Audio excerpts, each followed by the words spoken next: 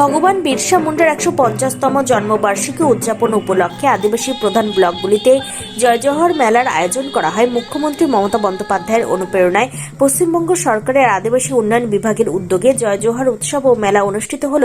বুধবার থেকে হবিবপুর ব্লক প্রাঙ্গণে চলবে দুদিন ধরে। প্রথমে হবিবপুর রাইস মিল হাট হয়ে একটি র্যালি বের করা হয় এবং র্যালিটি হবিবপুর ব্লক ক্যাম্পাস প্রাঙ্গণে এসে শেষ হয়।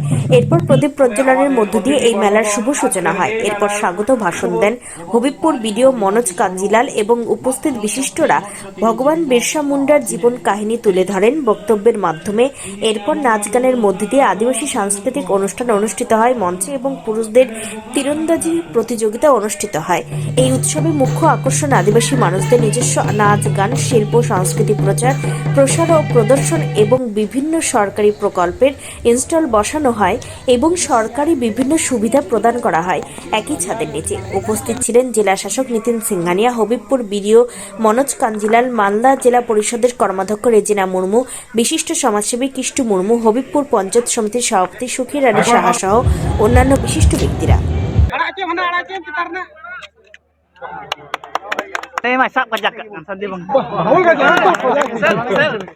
মাননীয় মুখ্যমন্ত্রীর নির্দেশে আজকে বিভিন্ন আদিবাসী বহুল ব্লকে জয় জোহার মেলা অর্গানাইজ করা হয়েছে। সেটা দুদিন ব্যাপী চলবে, আজকে এবং কালকে। আমরা দেখতে পাচ্ছি খুবই ভালো পার্টিসিপেশন আছে। প্রত্যন্ত গ্রাম থেকে, দূর দূরান্ত থেকে অনেক মানুষ আসছেন এই মেলাতে পার্টিসিপেট করার জন্য।